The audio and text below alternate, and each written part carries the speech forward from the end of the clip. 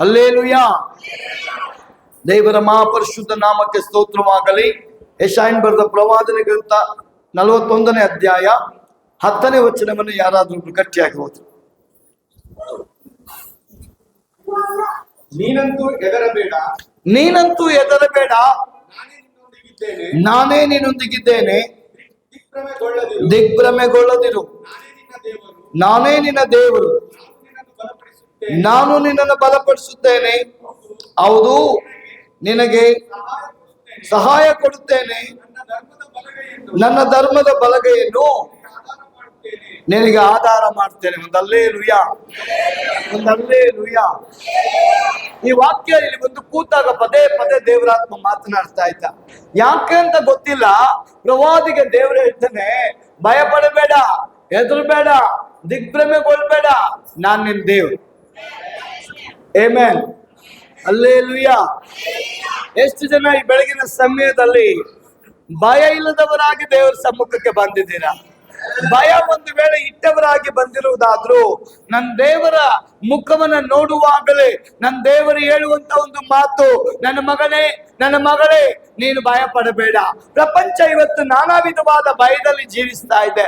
ಎಲ್ಲಾ ಪ್ರಾಂತ್ಯಗಳಲ್ಲಿ ನೋಡುವಾಗ, ಯಾವುದೇ ದೇಶ ತಗೊಂಡ್ರು, ಯಾವುದೇ ರಾಜ್ಯ ತಗೊಂಡ್ರು, ಯಾವುದೇ ಗ್ರಾಮ ತಗೊಂಡ್ರು, ಯಾವುದೇ ಜಿಲ್ಲೆ ತಗೊಂಡ್ರು, ಯಾವುದೇ ವ್ಯಕ್ತಿನ ತಗೊಂಡ್ರು, ಯಾವುದೇ ಒಂದು ಕುಟುಂಬವನ್ನು ತೆಗೆದುಕೊಂಡ್ರು, ಒಂದಲ್ಲ ಒಂದು ಭಯದಲ್ಲಿ ಅವನು ಜೀವಿಸುವವನಾಗಿದ್ದಾನೆ. ಪ್ರಿಯ ಸಹೋದರ ಸಹೋದರಿಯೇ, ದೇವರ ವಾಕ್ಯ ಹೇಳ್ತದೆ, ವರ್ಷದ 365 ದಿನ ಭಯಪಡಬೇಡ ಅಂತ ಹೇಳುವ ಏಕೈಕ ದೇವರು ಅಂದ್ರೆ ಅದು ಯೇಸು ಕ್ರಿಸ್ತನು ಮಾತ್ರ ಅಂತ ವಾಕ್ಯ ಹೇಳ್ತದೆ.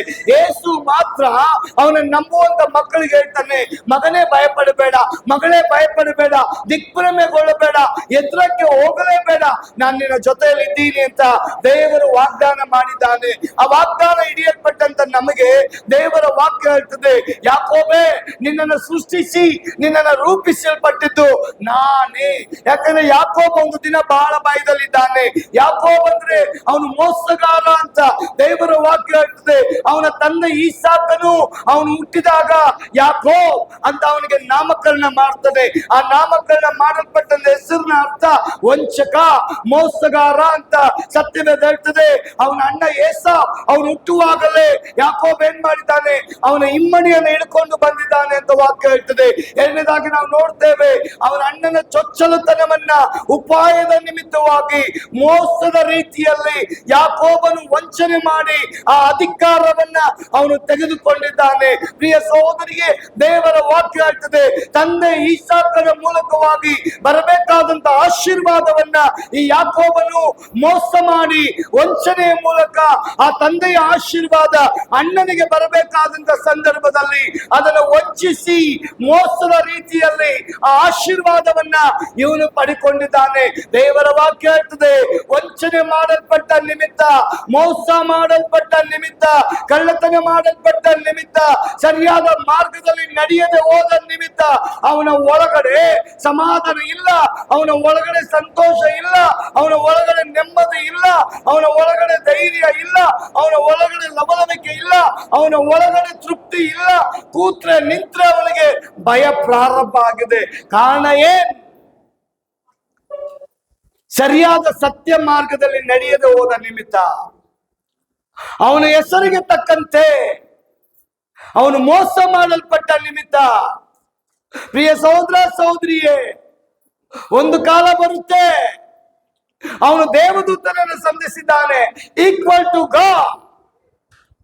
ಯಾವ ದಿನ ದೇವದೂತನನ್ನು ಸಂಧಿಸಿದ್ನೋ, ರಾತ್ರಿ ಎಲ್ಲ ಆ ವಂಚಿಸಲ್ಪಟ್ಟಂತ ಯಾಕೋ, ವಂಚನೆ ಮಾಡುವಂತ ಯಾಕೋ, ಮೋಸ ಮಾಡುವಂತ ಯಾಕೋ ಅವನು ಏನ್ ಮಾಡ್ತಾ ಇದ್ದಾನೆ, ದೇವರನ್ನ ಕಂಡ ಕೂಡಲೇ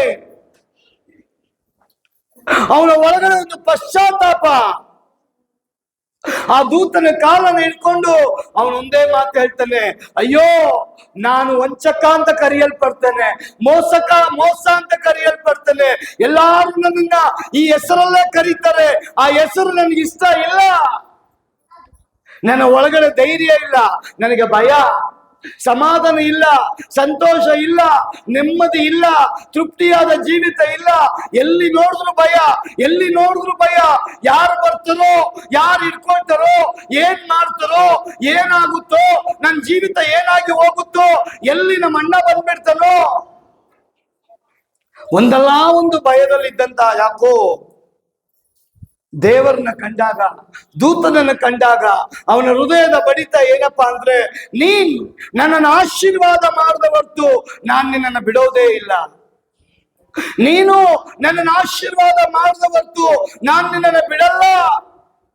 ಪ್ರಿಯ ಸಹೋದರಿಯೇ, ಯೇಸು ಸ್ವಾಮಿ ಹೇಳ್ತಾನೆ, ನೀನ್ ನನ್ನ ಮುಖವನ್ನು ನೋಡುವುದಾದರೆ ನಿನ್ನ ಮುಖ ಲಜ್ಜೆಗೆಡೋದಿಲ್ಲ, ನಿನ್ನನ್ನು ನೋಡುವಾಗ ಆಶಾಭಂಗವಾಗೋದಿಲ್ಲ, ನನ್ನ ಮೇಲೆ ನಂಬಿಕೆ ಇಡುವಾಗ ನಿರಾಶೆ ಆಗೋದಿಲ್ಲ. ನಿರೀಕ್ಷೆ ಇದ್ದವರೇ ನಿಮ್ಮ ದುರ್ಗಕ್ಕೆ ಹಿಂತಿರುಗಿ ಬನ್ರಿ, ನಾನು ನಿಮ್ಮನ್ನು ಆಶೀರ್ವದಿಸ್ತೇನೆ. Hallelujah, hallelujah. ನಮ್ಮ ದೇವರ ವಾಕ್ಯ ಬೆಳಗಿನ ಸಮಯದಲ್ಲಿ ದಿಗ್ಭ್ರಮೆಗೊಳ್ಬೇಡ, ಹೆದರಬೇಡ, ಕಳವಳಗೊಳ್ಬೇಡ, ಭಯ ಪಡಬೇಡ. ಯಾವ ಭಯ ನಿನ್ನನ್ನು ಕಾಡ್ತಾ ಇದೆ? ಸಾಲದ ಭಯ ಕಾಡ್ತಾ ಇದೆಯಾ? ಜನಗಳ ಭಯ ಕಾಡ್ತಾ ಇದೆಯಾ? ಮೋಸದ ಭಯ ಕಾಡ್ತಾ ಇದೆಯಾ? ವಂಚದ ಭಯ ಕಾಡ್ತಾ ಇದೆಯಾ? ಮಕ್ಕಳು ಸರಿ ಇಲ್ಲ ಅಂತ ಭಯ ಕಾಡ್ತಾ ಇದೆಯಾ? ಹೆಂಡತಿ ಸರಿ ಇಲ್ಲ ಅಂತ ಭಯ ಕಾಡ್ತಾ ಇದೆಯಾ? ಗಂಡ ಸರಿ ಇಲ್ಲ ಅಂತ ಭಯ ಕಾಡ್ತಾ ಇದೆಯಾ? ಒಳ್ಳೆ ವಿದ್ಯಾವಂತರಾಗ್ಲಿಲ್ವಲ್ಲ ಅಂತ ಭಯ ಕಾಡ್ತಾ ಇದೆಯಾ? ಅಯ್ಯೋ, ನಮ್ಮ ಕೆಲಸಗಳು ಸರಿಯಾಗಿ ನಡೀತಾ ಇಲ್ವಲ್ಲ ಅಂತ ಒಂದು ಭಯನಾ? ಯಾವುದೋ ಒಂದು ಭಯ, ಅನಾರೋಗ್ಯದ ಭಯನಾ? ವ್ಯಾಧಿಗಳ ಭಯನಾ? ಮಗಳಿಗೆ ಮದುವೆ ಆಗ್ಲಿಲ್ಲ ಅಂತ ಭಯನಾ? ಮಕ್ಕಳು ಹುಟ್ಟಿಲ್ಲ ಅಂತ ಭಯನಾ? ಮನೆ ಕಟ್ಟಿಲ್ಲ ಅಂತ ಭಯನಾ? ಬಾಡಿಗೆ ಕಟ್ಟಿಲ್ಲ ಅಂತ ಭಯನಾ? ನಾನಾ ವಿಧವಾದ ಭಯ ಒಂದು ವೇಳೆ ನಮ್ಮನ್ನು ಆವರಿಸಿಕೊಂಡಿರುವುದಾದ್ರೆ, ಈ ಬೆಳಗ್ಗೆ ನನ್ನ ದೇವರ ಮಾತು, ಭಯ ಪಡಬೇಡ, ಭಯ ಪಡಬೇಡ. ಭಯ ಇಲ್ಲದೆ ನಡೆಸೋದಕ್ಕೆ ನನ್ನ ದೇವರು ಶಕ್ತನಾಗಿದ್ದಾನೆ. ಭಯ ಇಲ್ಲದೆ ನಡೆಸೋದಕ್ಕೆ ನಮ್ಮ ದೇವರು ಶಕ್ತನಾಗಿದ್ದಾನೆ. ಅವನ ಅಲ್ಫಾ ಒಮೇಗ, ಆರಂಭ ಕೊನೆ ಅವನೇ. ಪ್ರಾರಂಭನು ಮಾಡೋದವನೇ, ನಮ್ಮ ಲೈಫನ್ನು ಅಂತ್ಯ ಮಾಡೋದು ಅವನೇ. ಅವನು ಹೇಳ್ತಾನೆ, ನಾನು ನಿಮ್ಮನ್ನ ಕೈ ಬಿಡೋದಿಲ್ಲ. ಯಾಕೋಬೇ ಭಯ ಪಡಬೇಡ.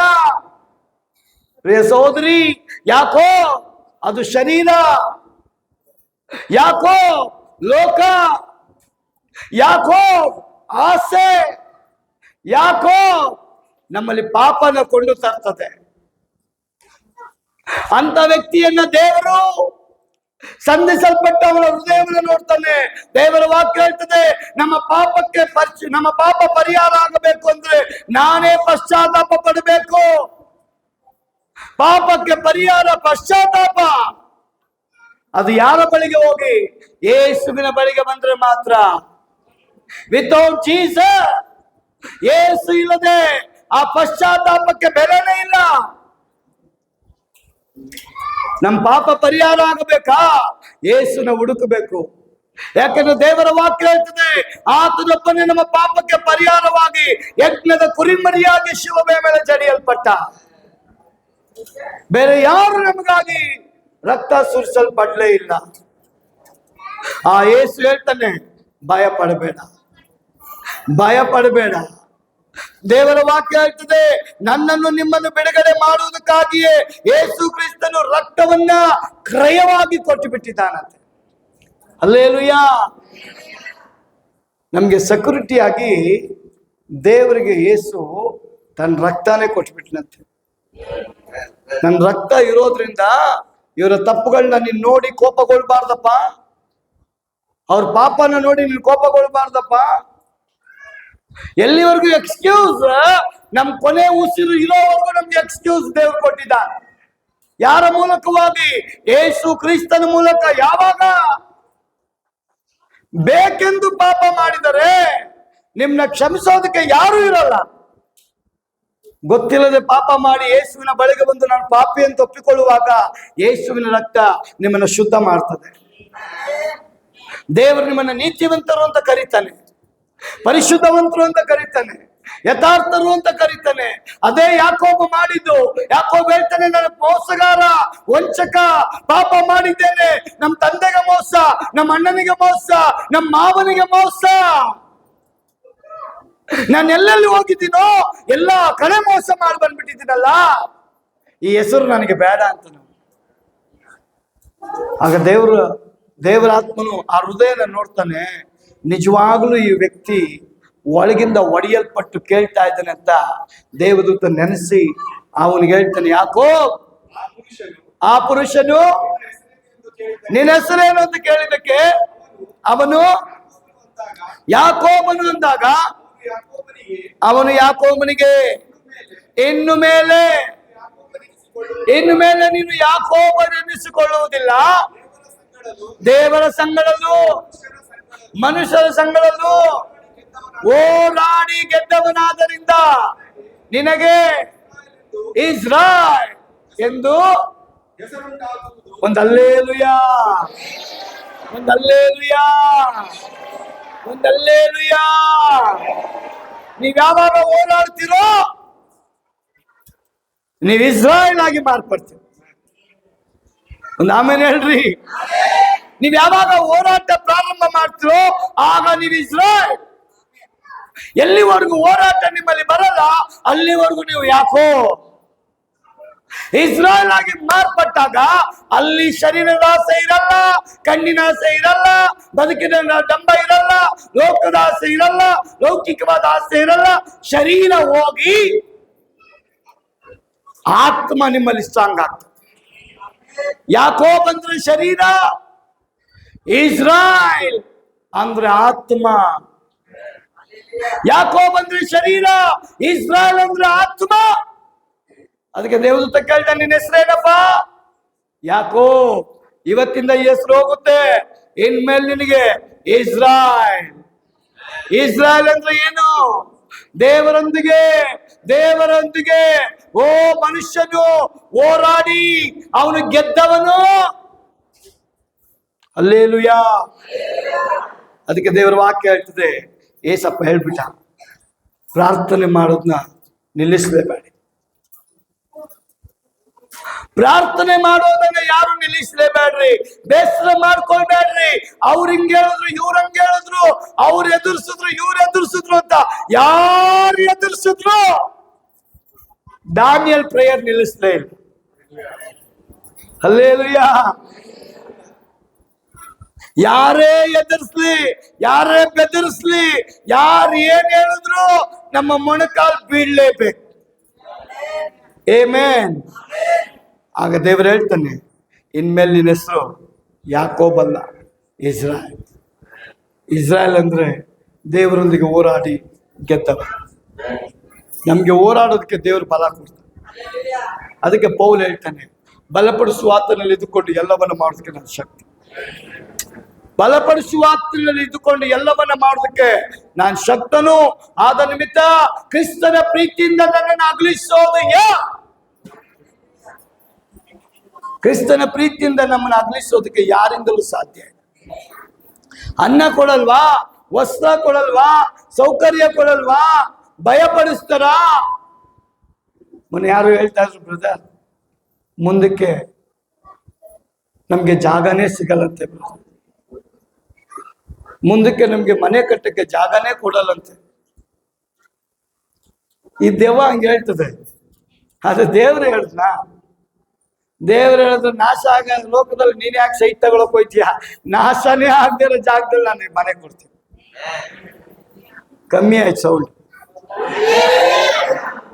ದೆವ್ವ ಹೇಳುತ್ತೆ, ಇಲ್ಲಿ ಜಾಗ ಸಿಗಲ್ಲ ನಿಮಗೆ, ಅಲ್ಲಿ ಜಾಗ ಸಿಗಲ್ಲ ನಿಮಗೆ, ಈಗಲೇ ಬೇಗ ಲೋನ್ ಮಾಡಿ ತಗೋ, ಬೇಗ ತಗೋ, ಬೇಗ ತಗೋ, ಬೇಗ ತಗೋ ಅಂತ ಇಲ್ಲಿ ಬಿಸಿ ಮಾಡಿ, ಇಲ್ಲಿ ತಲೆ ಬಿಸಿ ಮಾಡಿ ಪರಲೋಕದ ಮರೆಸಿಬಿಡ್ತಾನೆ ಅವನು.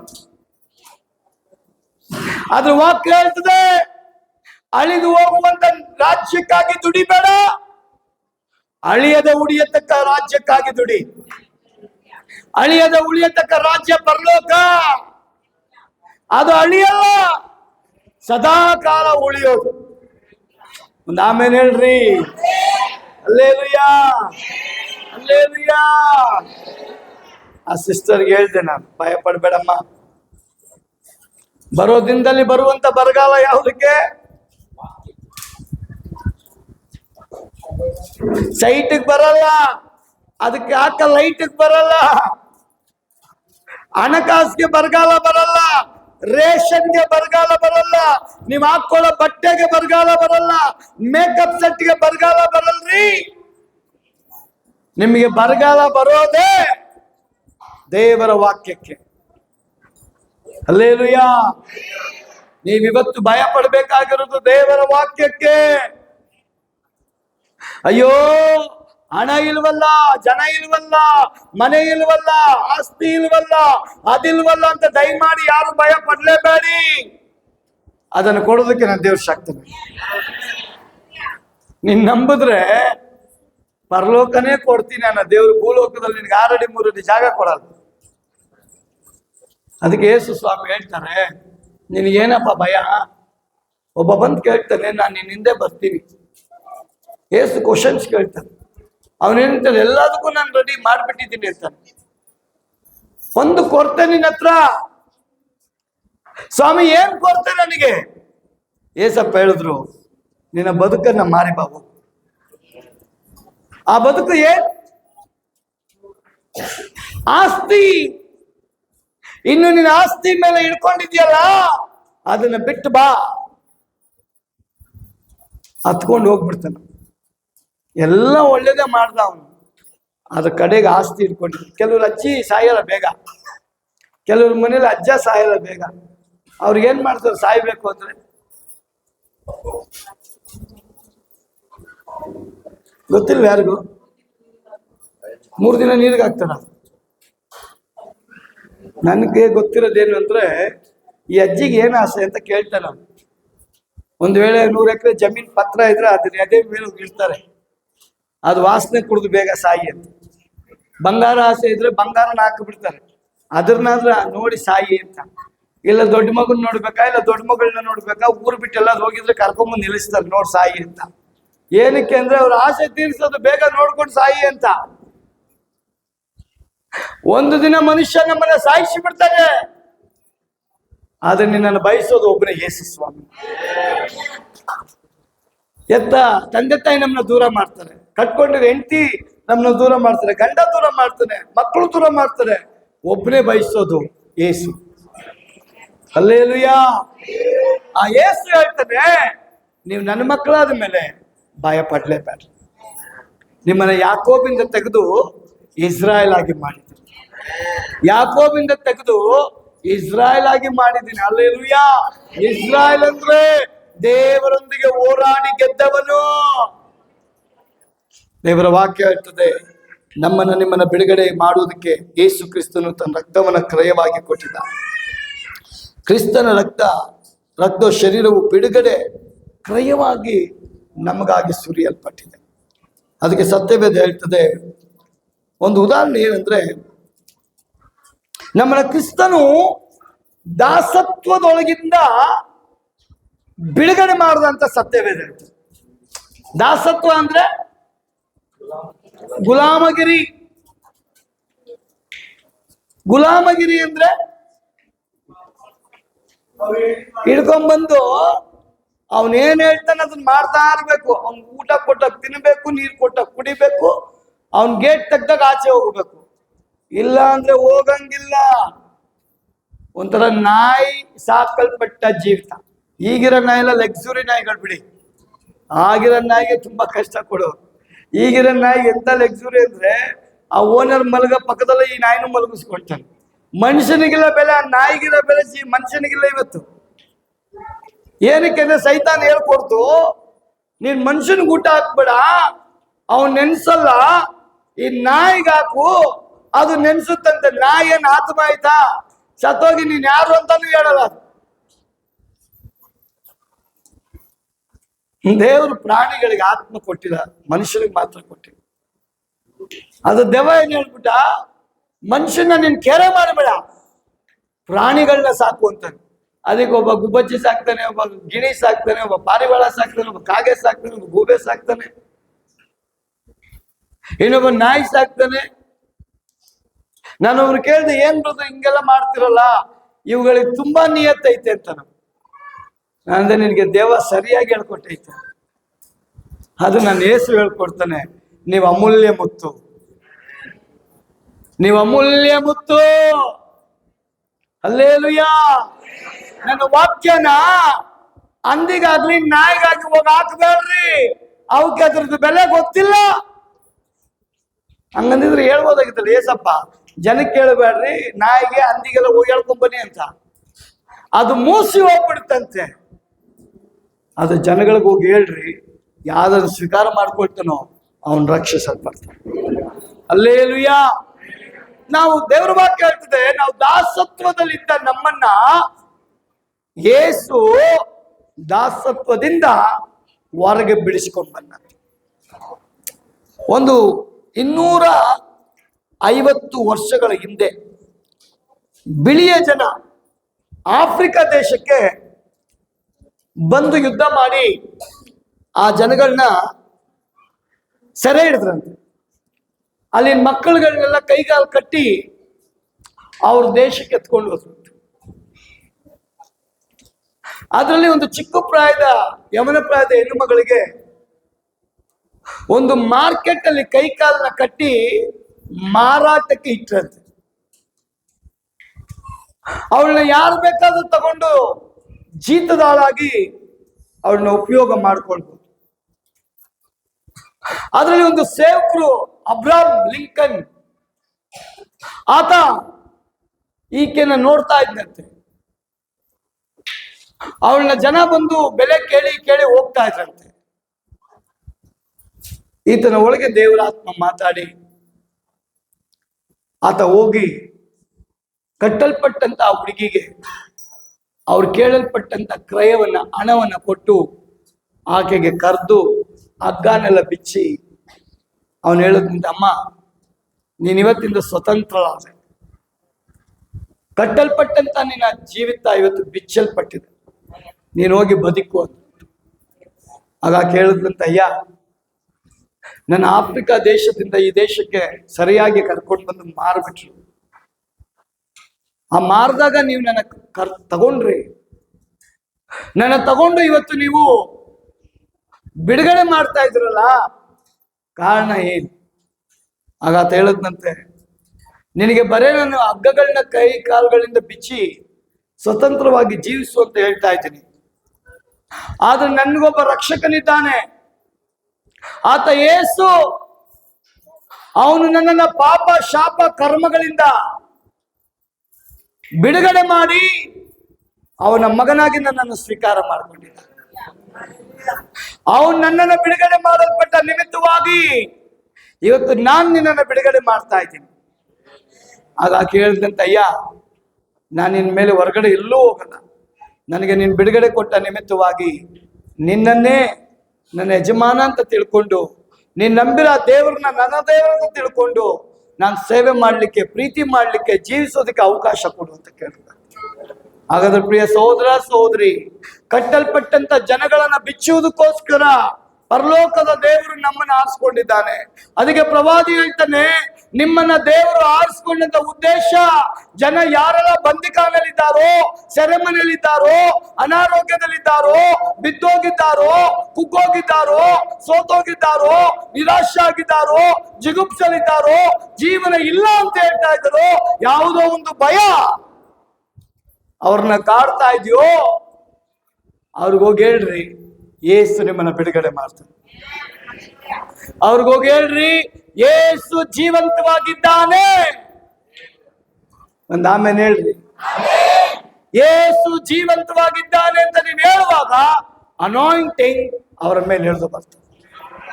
ಪ್ರಿಯ ಸಹೋದರಿ ಸಹೋದರನೇ, ದೇವರ ವಾಕ್ಯ ಹೇಳ್ತದೆ, ಯಾಕೋಬನು ವಂಚನೆ ಮಾಡಲ್ಪಟ್ಟ ನಿಮಿತ್ತ ಅವನಿಗೆ ಆ ಹೆಸರಾಗ್ಲಿ ಆ ಜೀವಿತ ಆಗ್ಲಿ ಇಷ್ಟ ಆಗ್ಲಿಲ್ಲ. ಪಶ್ಚಾತ್ತಾಪ ಪಟ್ಟ ದೇವರು ಇಸ್ರಾಯೇಲ್ ಆಗಿ ಮಾಡಿದ್ರು. ಅವನಿಗೆ ಹೆದರಬೇಡ, ನಿನ್ನನ್ನು ಸೃಷ್ಟಿಸಿ ರೂಪಿಸಿದವನು ನಾನೇ, ಇಸ್ರಾಯೇಲೇ ಭಯಪಡಬೇಡ, ನಿನ್ನನ್ನು ಕರೆದವನು ನಾನೇ ಅಂತ ದೇವರು ವಾಗ್ದಾನ ಮಾಡ್ತಾನೆ. ಈ ಬೆಳಗಿನ ಆರಾಧನೆಯಲ್ಲಿ ನನ್ನ ದೇವರ ಬಳಿಗೆ ಬರುವಂತವರೇ, ಯಾವುದೋ ಒಂದು ಬಂಧನದಲ್ಲಿ ಸಿಕ್ಕಾಕೊಂಡಿದ್ದೀರಾ, ಮಾಟ ಮಂತ್ರಗಳಲ್ಲಿ ಸಿಕ್ಕಾಕೊಂಡಿದ್ದೀರಾ, ಅಯ್ಯೋ ದೆವ್ವದ ಕಾಟ ಅಂತ ಸಿಕ್ಕಾಕೊಂಡಿದ್ದೀರಾ, ಏಳಿಗೆ ಆಗ್ತಾ ಇಲ್ಲ ಅಂತ ಭಯ ಪಡ್ತಾ ಇದ್ದೀರಾ, ವ್ಯಾಪಾರಗಳಿಲ್ಲ ಅಂತ ಭಯ ಪಡ್ತಾ ಇದ್ದೀರಾ, ನಮ್ ಜೀವಿತ ಇಲ್ಲಿಗೆ ಮುಟ್ಟುಕೋ ಆಗಿದ್ಯಾ ಅಂತ ಭಯ ಪಡ್ತಾ ಇದ್ದೀರಾ.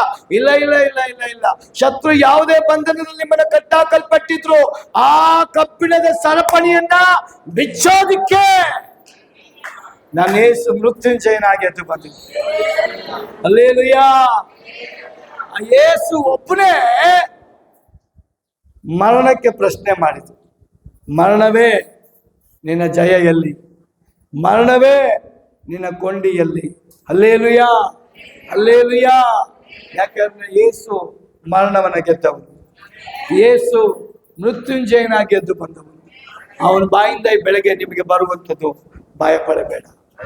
ಪ್ರವಾದಿಯಾದ ಎಲಿಯ ಕಡೆದಾಗಿ ನಾನು ಹೇಳಿ ಮುಗಿಸ್ತೇನೆ. ಚಾರಪ್ತ ಸ್ತ್ರೀ ಆ ವಿಧವೆ ಮನೆಗೆ ಹೋದಾಗ ಅವಳು ಹೇಳ್ತಾಳೆ, ಅಯ್ಯ ನಮ್ಮ ಹತ್ರ ಏನೂ ಇಲ್ಲ, ಸ್ವಲ್ಪ ಹಿಟ್ಟು ಮತ್ತೆ ಎಣ್ಣೆ ಇದೆ, ನಾನು ನನ್ನ ಮಗ ರೊಟ್ಟಿ ಮಾಡ್ಕೊಂಡು ತಿಂದು ಸಾಯ್ಬೇಕು. ಅವನ ಬಾಯಲ್ಲಿ ಬರೋ ಮಾತು, ಅಮ್ಮ ಹೆದರಬೇಡ, ನಿನ್ನ ಹತ್ರ ಏನಾಯ್ತೋ ಮೊದಲು ಅದನ್ನ ಪ್ರವಾದಿಗೆ ತಂದುಕೊಡು, ದೇವರು ನಿನ್ನನ್ನು ಆಶೀರ್ವದಿಸ್ತಾನೆ. ಹಲ್ಲೆಲೂಯಾ. ಭಯ ಪಡಬೇಡ. ಯಾವಾಗ ದೇವರ ಮಗನಾಗಿ ಮಗಳಾಗಿ ಸೋತು ಹೋದವರಿಗೆ, ಕುಗ್ಗಿ ಹೋದವರಿಗೆ, ನಿರಾಶೆ ಆದವರಿಗೆ, ಬಿದ್ದು ಹೋದವರಿಗೆ, ಜಿಗುಪ್ಸೆ ಆದವರಿಗೆ, ದಾರಿ ಇಲ್ಲ ಅಂತ ಹೇಳುವವರಿಗೆ, ಬೆಳಕೆ ಇಲ್ಲ ಅಂತ ಹೇಳುವವರಿಗೆ, ನನ್ನ ಜೀವನ ಕತ್ತಲೆ ಆಗೋಯ್ತಲ್ಲ, ನನ್ನ ಜೀವಿತ ಇಲ್ಲಿಗೆ ಮುಗೀತಲ್ಲ, ನನಗೆ ಯಾವ ನಿರೀಕ್ಷೆ ಇಲ್ಲವಲ್ಲ ಅಂತ ಹೇಳುವಂತವರಿಗೆ ಕರ್ತನಾದ ಯೇಸುವಿನ ನಾಮದಲ್ಲಿ ನಿರೀಕ್ಷೆಯೊಂದಿಗೆ ನುಡಿಯುವಾಗ ಅದೇ ಪ್ರವಾದಿ ಹೇಳ್ತಾನೆ, ಯೆಹೋವನನ್ನ ನಿರೀಕ್ಷಿಸುವವರೇ ನೀವು ಹೊಸ ಬಲವನ್ನು ಹೊಂದಿಕೊಳ್ತೀರಿ. ಹಲ್ಲೆಲೂಯಾ. ಯೆಹೋವನನ್ನ ನಿರೀಕ್ಷಿಸುವವರೇ ನಿಮಗೆ ಬರುವಂತ ಬಲ ಅದು ನಿಮ್ಮ ಬಲವನ್ನು ಕಡಿಮೆ ಮಾಡುವಂತದ್ದಲ್ಲ. ಯೆಹೋವನಾದ ಯೇಸುವನ್ನ ನಂಬುವುದರ ಮೂಲಕ ನಿಮಗೆ ಬರುವಂತ ಬಲ ಅದು ದೊಡ್ಡ ಬಲ, ನಿರೀಕ್ಷೆಯ ಬಲ, ಜಯದ ಬಲ, ಅತಿಶಯವಾದ ಬಲ, ಆಶ್ಚರ್ಯಕರವಾದ ಬಲ, ಅದ್ಭುತ ಮಾಡುವ ಬಲ. ಆಮೆನ್. ಎಷ್ಟು ಜನ ನಂಬ್ತೀರಾ? ಹೋದ ವಾರ ನಮ್ದು ಇನ್ನೊಂದು ಚರ್ಚಲ್ಲಿ ಒಂದು ಸಿಸ್ಟರ್ಗೆ ಹೊಟ್ಟೆಲಿ ಗಡ್ಡೆ ಇದ್ದೀರಾ, ಅವ್ರ ಪಾಪ ಗೋಣಿಗರು, ಆ ಸಿಸ್ಟರ್ಗೆ ಹೊಟ್ಟೆಯಲ್ಲಿ ಗಡ್ಡೆ. ಪ್ರಾರ್ಥನೆ ಮಾಡುವಾಗ ದೇವರು ಹೇಳಿದ್ರು, ವಿತೌಟ್ ಆಪರೇಷನ್ ನಿಮ್ಗೆ ಸಕ್ಸಸ್ ದೇವ್ರು ಕೊಡ್ತಾರಮ್ಮ. ಅವ್ರು ಹೋಗ್ಬಿಟ್ರು ಮನೆಗೆ. ಒಂದು ಫೋನಲ್ಲಿ ಪ್ರೇ ಮಾಡಿದ್ದು, ದೇವ್ರು ಹೇಳಿದ್ದು ಹೇಳಿಬಿಟ್ಟಿದ್ರು. ಡಾಕ್ಟರ್ ಆಪರೇಷನ್ಗೆಲ್ಲ ಬರೆದು ಕೊಟ್ಬಿಟ್ರು. ಆಪರೇಷನ್ ಮಾಡೋ ಡಾಕ್ಟ್ರು ಒಂದು ವಾರ ಲೀವ್, ದೇವ್ರು 8 ದಿನ ಗ್ರೇಸ್ ಕೊಟ್ರು. ಅವ್ರು ಹೇಳಿದ್ರು, ಪಾಸ್ಟರ್ ನಾಳೆ ಆಗ್ಬೇಕಾಗಿತ್ತು, ಇವ್ರಿಗೆ 8 ದಿನ ಮುಂದಕ್ಕೆ ಹೋಗ್ಬಿಡ್ತು. ನಾನಂದ್ರೆ ಮುಂದಕ್ಕೆ ಹೋಗಿರೋದೇ ನಿಮಗೋಸ್ಕರ, ಡಾಕ್ಟ್ರು ಊರ್ ಸುತ್ತಕ್ಕೆ ಹೋಗಿರೋದೇ ನಿಮಗೋಸ್ಕರ ಅಮ್ಮ. ಹೌದಾ? 8 ದಿನ ಡಾಕ್ಟ್ರು ಬಂದ್ಬಿಟ್ಟ, ಕರ್ಕೊಂಡು ಹೋಗೇ ಬಿಟ್ರು ಒಳಗಡೆ ಆಸ್ಪತ್ರೆಗೆ. ಅವ್ರು ಹೇಳ್ತಾ ಹೇಳಿದ್ರು, ಪಾಸ್ಟರ್ ಡಾಕ್ಟ್ರು ಬಂದ್ಬಿಟ್ಟ, ನಾಳೆ ಆಪರೇಷನ್, ದೇವ್ರು ನಾಳೆವರೆಗೂ ಟೈಮ್ ಕೊಟ್ಟಿರೋದೇ ನಿಮಗೋಸ್ಕರ. ಹಲ್ಲೆಲೂಯಾ. ನನ್ನ ದೇವ್ರಿಗೆ ಆಗಲ್ಲ ಅಂತಲ್ಲ, ಕಣ್ರಪ್ಪೆ ಬಡಿಯೋದ್ರೊಳಗೆ ಮಿರಾಕಲ್ ನಡೆಯುತ್ತೆ. ಯಾವ ಡಾಕ್ಟ್ರು ಆಪರೇಷನ್ ಬರ್ದಿದ್ನೋ ಅವನ್ ಚೆಕಪ್ ಮಾಡಕ್ ಬರ್ತಾನೆ, ಡಾಕ್ಟರ್ ಹೇಳ್ತಾ ಇದ್ದಾನೆ, ಎಲ್ಲಮ್ಮ ಐತೆ ಗಡ್ಡೆ ಕಾಣ್ತಾ ಇಲ್ಲ ಅಂತ. ಹಲ್ಲೆಲೂಯಾ. ಎಲ್ಲಮ್ಮ ಐತೆ ಗಡ್ಡೆ ಕಾಣ್ತಾ ಇಲ್ಲ. ನನ್ನ ಹೆಸರು ಹೇಳ್ತಾನೆ, ನೀನ್ ನಂಬುದ್ರೆ ಮಿರಾಕಲ್ ನಡೆಯುತ್ತೆ. ಅವಳು ನಂಬುದ್ಲು, ಅವ್ರ ಅಮ್ಮ ನಂಬುದ್ಲು, ಅವ್ರ ಊರೆಲ್ಲ ಅವ್ರ ನೆಂಟ್ರೆಲ್ಲ ನಂಬುದ್ರು, ಗಂಡ ನಂಬ್ತಾ ಇಲ್ಲ. ಇಲ್ಲ, ಆಪರೇಷನ್ ಮಾಡಲೇಬೇಕು, ಹುಡುಕಿ ಆಪರೇಷನ್ ಮಾಡಿ. ಇದ್ದೀರಾ? ಯಾಕೋಬ್ ಎಲ್ಲಿವರೆಗೂ ಇರ್ತಾನೋ ಅಲ್ಲಿವರೆಗೂ ಇಸ್ರಾಯೇಲ್ ಬರಲ್ಲ. ಯಾಕೋಬ್ ಹೋದ್ರೆ ಇಸ್ರಾಯೇಲ್ ಬರುತ್ತೆ. ಯಾಕೋಬ್ ಶರೀರ, ಯಾಕೋಬ್ ಲೋಕ, ಯಾಕೋಬ್ ಆಸೆ, ಯಾಕೋಬ್ ದೇವರಿಗೆ ವಿರುದ್ಧವಾದ ಕಾರ್ಯನೇ ಮಾಡೋದು. ಇಸ್ರಾಯೇಲ್ ದೇವರ ರಾಜ್ಯಕ್ಕಾಗಿ ನಿಲ್ಲೋದು, ದೇವರ ಸಭೆಗಾಗಿ ನಿಲ್ಲೋದು, ದೇವರಿಗೋಸ್ಕರ ಹೋರಾಡೋದು, ದೇವರ ಆತ್ಮಗಳಿಗಾಗಿ ಹೋರಾಡುವಾಗ ನಿಶ್ಚಯವಾಗಿ ದೇವರು ಜಯ ಕೊಡ್ತಾರೆ. ಆಮೆನ್. ಈಗಲೂ ಅವ್ರಿಗೆ ಆಪರೇಷನ್ ಆಯ್ತು ಅನ್ನೋ ಗೊತ್ತಿಲ್ಲ, ಅಲ್ಲಿಗೆ ನಿಂತೋಯ್ತು. ಕಾರಣ ಏನ್? ನನ್ನ ದೇವ್ರು ಹೇಳ್ತಾನೆ, ನಂಬಿದ್ರೆ ಆ ಭಯ ಇವಾಗ್ಲೇ ಹೋಗುತ್ತೆ, ನಂಬಿದ್ರೆ ದೆವ್ವ ಇವಾಗ್ಲೇ ಹೋಗುತ್ತೆ, ನಂಬಿದ್ರೆ ಆ ಗಡ್ಡೆ ಇವಾಗ್ಲೇ ಹೋಗುತ್ತೆ, ನಂಬಿದ್ರೆ ನಿನ್ ಮನೇಲಿ ಸಮಾಧಾನ ಇಳಿದು ಬರ್ತದೆ, ನಂಬಿದ್ರೆ ಅಸಾಧ್ಯವಾದ ಕಾರ್ಯ ಸಾಧ್ಯ ಆಗುತ್ತೆ. ನಾವು ನಂಬಬೇಕಷ್ಟೆ. ಕ್ರಿಸ್ಮಸ್ ಬರಕ್ ಮುಂಚೆ ನಮ್ಗೆಲ್ಲ ಪುಕ್ಕ ಪುಕ್ಕ ಪುಕ್ಕ ಪುಕ್ಕ ಪುಕ್ಕ ಆಯ್ತಾ ಇತ್ತು. ಇವಾಗ ಪುಕ್ಕ ಪುಕ್ಕ ಆಗ್ತಾ ಇದೆಯಾ? ನಿಮಗೆಲ್ಲ ಪುಕ್ಕ ಪುಕ್ಕ ನಿಂತೋಯ್ತು, ನನಗೆ ಪುಕ್ಕ ಪುಕ್ಕ ಆಗುತ್ತೆ. ಅದು ದೇವ್ರಿಗೆ ಸ್ತೋತ್ರ. 1,70,000 ಖರ್ಚಾಯ್ತು, ನಮ್ಮ ದೇವ್ರ ಜಯ ಕೊಟ್ಟ. ನಮಗೆಲ್ಲೂ ನಾಚಿಕೆ ಪಡಿಸೇ ಇಲ್ಲ, ನಮಗೆಲ್ಲೂ ದೇವ್ರ ನಾಚಿಕೆ ಪಡಿಸೇ ಇಲ್ಲ. ಕಾರಣ ಇಸ್ರಾಯೇಲರಿಗೆ ಹಿಂಬಲವಾಗಿ ಹೋದ ದೇವರು ಇವತ್ತು ನಿಮ್ಮ ಮುಂಬಲವಾಗಿದ್ದ. ಅದಕ್ಕೆ ಪ್ರವಾದಿಯ ದೇಶ ಹೇಳಿದ, ನಿನ್ನ ದೇವರು ನಿನ್ನ ಮುಂಬಲವಾಗಿ, ನಿನ್ನ ದೇವರು ನಿನ್ನ ಹಿಂಬಲವಾಗಿ. ಜಕಾರ್ಯ ಹೇಳ್ತಾನೆ, ಅದೇ ದೇವರು ನಿಮ್ಮ ಸುತ್ತಲೂ. ಕೊಲೋಸ್ಯರಲ್ಲಿ ಪೌಲ ಹೇಳ್ತಾನೆ, ಆ ದೇವರು ನಿನ್ನ ಒಳಗಡೆ. Hallelujah, hallelujah, hallelujah. ಹಾಗಾದ್ರೆ ನನಗೆ ಗೊತ್ತಿಲ್ಲ, ಈ ಬೆಳಗ್ಗೆ ದೇವ್ರ ಸಭೆಗೆ ಭಯ ಪಡಬೇಡ, ದಿಗ್ಭ್ರಮೆಗೊಳ್ಬೇಡ, ಹೆದರಬೇಡ. ನನ್ನ ಧರ್ಮದ ಬಲಗೈನ ನಿಮಗೆ ಆಧಾರವಾಗಿ ನಾನು ಕೊಟ್ಟಿದ್ದೀನಿ. ಧರ್ಮದ ಬಲಗೈ ಯೇಸು. ಹಲ್ಲೆಲೂಯಾ. ಆ ಧರ್ಮದ ಬಲಗೈ ಯೇಸು. ನಿಜವಾಗ್ಲೂ ಒಂದು ಸಂತೋಷ. ಮಂಜು ಬ್ರದರ್ ಕೀರ್ತನೆ ಓದುವಾಗ ನೀವೆಲ್ಲ ಏಕ ಮನಸ್ಸು ಓದ್ತಿರಲ್ಲ, ಅದು ಬಹಳ concentration, very good presence. Feel ಮಾಡ್ತೀರಾ? ಅವ್ರು ಏನ್ ಹೇಳ್ತಾರೋ ಗೊತ್ತಿಲ್ಲ, ಒಂದು ಕುರಿ ಕುರುಬನಿಂದ ಹೋಗುತ್ತಂತೆ. ಅವ್ರು ಹೇಳಿದ್ನ ಕರೆಕ್ಟಾಗಿ ಕ್ಯಾಚ್ ಹಿಡಿದು ನೀವು ಹೇಳ್ತಿರಲ್ಲ, ಅದನ್ನ ನಾನಲ್ಲ, ನನ್ನ ದೇವ್ರು ಇಷ್ಟಪಡ್ತಾನೆ. ಯಾವಾಗ ಪಾಸ್ ಇಷ್ಟಪಡ್ತಾನೋ ದೇವ್ರು ಇಷ್ಟಪಟ್ಟಂಗೆ. ಇದು ತಿಳ್ಕೊಳ್ರಿ. ಯಾವಾಗ್ಲೂ ಮನೇಲಿನ ಯಜಮಾನ ಯಾವಾಗ ಇಷ್ಟಪಡ್ತಾನೋ ಹೆಂಡತಿ ಮಕ್ಕಳು ಕ್ಯಾರೆಕ್ಟರ್ನ, ಪರಲೋಕದ ದೇವ್ರು ಇಷ್ಟಪಟ್ಟಂಗೆ. ಅದು ದೇವ್ರ ನಿಯಮ, ಅದು ದೇವ್ರ ನಿಯಮ, ನಾನು ನೀವು ಮಾಡಿದ ನಿಯಮ ಅಲ್ಲ. ಒಂದು ಮಾತು ಹೇಳಿ ನಾನು ಮುಗಿಸ್ಬಿಡ್ತೇನೆ. ಯಾಕೋಬ್ಗೆ ದೇವ್ರು ಇಸ್ರಾಯೇಲ್ ಆಗಿ ಮಾಡಿದ ಮೇಲೆ 9 ವರ್ಷಗಳ ಕಾಲ ದೇವರು ಯಾಕೋಬ್ ಜೊತೆ ಮಾತಾಡಲ್ಲ. ಯಾಕೆ ಮಾತಾಡಲ್ಲ ಅಂದ್ರೆ, ದೇವರು ಹೇಳಿದಂತ ಮಾರ್ಗದಲ್ಲಿ ಹೋಗು ಅಂದ್ರೆ ಅವ್ನು ಹೋಗ್ದಿರ ಮೌನವಾಗಿರ್ತಾನೆ. ಮಾವನ ಮನೆಯಿಂದ ಹೇಳಲ್ಪಟ್ಟಂತ ವಾಗ್ದಾನದ ಪ್ರಾಂತ್ಯಕ್ಕೆ ಹೋಗು ಅಂತ ಹೇಳುವಾಗ, ಅವನ ಕಣ್ಣಿಗೆ ಯಾವ ಪ್ರಾಂತ್ಯ ಅಂದವಾಗಿ, ಚಂದವಾಗಿ, ಸುಖವಾಗಿ, ಸಫಿಷಿಯಂಟ್ ಆಗಿ, ನೀರಾವರಿಯಾಗಿ ಕಾಣಲ್ಪಡ್ತೋ ಆ ಪ್ರಾಂತದಲ್ಲಿ ಯಾಕೋಬ ಕೂತ್ಕೊಂಡ್ಬಿಡ್ತಾನೆ. ಇದ್ದೀರಾ? ಕೂತ್ಕೊಂಡು ಸುಖವಾಗಿರ್ತಾನೆ. ಪರವಾಗಿಲ್ಲಪ್ಪ, ದೇವ್ರು ನನ್ನ ಆಶೀರ್ವಾದ ಮಾಡಿದ್ದಾರೆ, ಒಳ್ಳೆ ಬೆಲೆ, ಒಳ್ಳೆ ಜನ, ಒಳ್ಳೆ ನೀರು, ಒಳ್ಳೆ ವಸತಿ.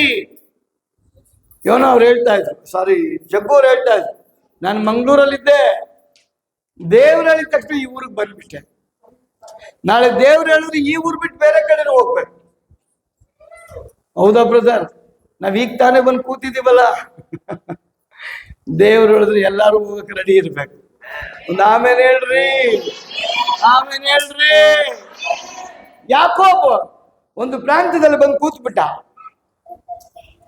9 ವರ್ಷಗಳ ಕಾಲ ದೇವ್ರಿಗೂ ಅವನಿಗೆ ಮೀಟಿಂಗ್ ಆಗಲೇ ಇಲ್ಲ. ಮೀಟಿಂಗ್ ಅಂದ್ರೆ ಮಾತುಕತೆ. ಇವನು ದೇವ್ರನ್ನ ಕರೀಲಿಲ್ಲ, ದೇವ್ರು ಇವನ್ನ ಕರೀಲಿಲ್ಲ. ದೇವ್ರು ಕೋಪದಲ್ಲಿ ಕೂತಿದ್ರು, ಮಾಡು, ಎಲ್ಲಿವರೆಗೆ ಓಡ್ತೀಯ ಓಡು ಅಂತ. ಒಂದು ದಿನ ಬರುತ್ತೆ, ಯಾಕೋಬನ ಮನೆಯಲ್ಲಿ ಸಮಸ್ಯೆ, ಅವ ಮಗಳ ನಿಮಿತ್ತ ಅವಮಾನ, ಅವರ ಮಗಳ ಜೀವಿತದಲ್ಲಿ ಆಗಬಾರದಂತ ಒಂದು ಘಟನೆ ನಡೆಯಲ್ಪಟ್ಟಾಗ, ಯಾಕೋಬನ ಗಂಡು ಮಕ್ಕಳು ತಂಗಿಯ ಜೀವಿತದಲ್ಲಿ ಆದಂತ ಘಟನೆ ನಿಮಿತ್ತವಾಗಿ ಅವರಿಬ್ಬರು ಹೋಗಿ ತೊಂದರೆ ಪಡಿಸಲ್ಪಟ್ಟಂತ ವ್ಯಕ್ತಿಗಳನ್ನ ಅವರು ಕೊಂದು ಬಿಡ್ತಾರೆ. ಕೊಂದು ಬಿಟ್ಟಾಗ ಆ ಭಯ ಆ ಇಡೀ ಕುಟುಂಬಕ್ಕೆ ಆವರಿಸ್ಕೊಳ್ತದೆ. ಆ ಭಯ ಅವರನ್ನು ಆವರಿಸಲ್ಪಟ್ಟಾಗ ಯಾಕೋಬ್ಗೆ ಟೆನ್ಷನ್ ಸ್ಟಾರ್ಟ್ ಆಗುತ್ತೆ. 9 ವರ್ಷ ನಾನು ಚೆನ್ನಾಗಿದ್ನಲ್ಲಪ್ಪ, ಈಗ ಸಡನ್ ಆಗಿ ಈ ಪ್ರಾಬ್ಲಮ್ ಬಂದಿದ್ದಕ್ಕೆ ಕಾರಣ ಏನು? ಆಗ ದೇವರ ಬಳಿಗೆ ಅವನು ಯಜ್ಞವೇದಿಯನ್ನ ಕಟ್ಟಿ ದೇವರನ್ನ ಕರೀತಾನೆ. ಯಾವಾಗ ಯಜ್ಞವೇದಿಯನ್ನ ಕಟ್ಟಿ ದೇವರನ್ನ ಕರೀತಾನೋ ಆಗ ದೇವರು ಬರ್ತಾರೆ. ಯಾಕೋ ಏನ್ ನಿನ್ ಪ್ರಾಬ್ಲಮ್? ಪ್ರಿಯ ಸಹೋದರ ಸಹೋದರಿ, ನಾನು ಇಸ್ರಾಯೇಲ್ ಆಗಿ ಮಾಡಿದ್ರೆ ನಿನ್ ಪ್ರಾಬ್ಲಮ್ ಸಾಲ್ವ್ ಆಗಿಲ್ವಾ? ಆಗ ಅವನು ಹೇಳ್ತಾನೆ, ನನ್ನ ಸಮಸ್ಯೆ ನಿನಗೆ ಗೊತ್ತಿಲ್ವ ದೇವರೇ? ನನ್ನ ಮನೇಲಿ ಘಟನೆಗಳೆಲ್ಲ ನಡೆದು ಬಿಟ್ಟಿದೆ. ನನಗೆ ಚಿಂತೆ ಜಾಸ್ತಿ ಆಗಿದೆ, ಟೆನ್ಷನ್ ಜಾಸ್ತಿ ಆಗಿದೆ, ಭಯ ಜಾಸ್ತಿ ಆಗಿದೆ. ಇದಕ್ಕೆ ಕಾರಣ ಏನ್? ಆಗ ದೇವರು ಹೇಳ್ತಾನೆ, ಈ ಎಲ್ಲಾ ಸಮಸ್ಯೆಗಳು ಈ ಮನೆಯಲ್ಲಿ ನಡೀಲಿಕ್ಕೆ ಕಾರಣ ನೀನೇ. ನಾನು ಯಾವಾಗ ವಾಗ್ದಾನದ ಪ್ರಾಂತ್ಯಕ್ಕೆ ಹೋಗು ಅಂತ ಹೇಳಿದ್ದು, ನೀನು ಹೋಗದೆ ನಿನ್ನ ಕಣ್ಣಿಗೆ ಅಂದವಾಗಿ ಕಾಣಲ್ಪಟ್ಟಂತೆ ಈ ಪ್ರಾಂತದಲ್ಲಿ ಗುಡಾರ ಹಾಕಿಕೊಂಡು ನಿನ್ನ ಕುಟುಂಬದ ಜೊತೆ ಇಲ್ಲೇ ನೀನಿದ್ದೀಯಲ್ಲ, ಇದು ಸರಿನಾ? ನಾನು ಕೊಡಲ್ಪಟ್ಟಂತ ವಾಗ್ದಾನದ ಪ್ರಾಂತ್ಯ ಇದೇನಾ? ನಾನು ಹೇಳಲ್ಪಟ್ಟಂತ ಪ್ರಾಂತ್ಯ ಇದಲ್ಲ. ನೀನು ಹೋಗ್ಬೇಕಾಗಿರಂತ ದಾರಿ ಬೇರೆ, ಹೋಗಿ ಸೇರ್ಬೇಕಾದಂತ ಪ್ರಾಂತ್ಯ ಬೇರೆ, ನಿನ್ ಸೇವೆ ಮಾಡ್ಬೇಕಾಗಿರೋ ಜಾಗ ಬೇರೆ, ನೀನ್ ಎಲ್ಲಿ ಹೋಗಿರ್ಬೇಕು ಆ ಜಾಗ ಇದಲ್ಲ. ಅವನ್ ತಪ್ಪನ ಒಪ್ಕೊಂಡು ಅರಕೆ ಮಾಡ್ತಾನೆ, ನನ್ನ ಕ್ಷಮಿಸ್ಬಿಡು ಸ್ವಾಮಿ. ಆಗ ಅವನು ಹೋಗ್ಲಿಕ್ಕೆ ಆರಂಭ ಮಾಡ್ತಾನೆ.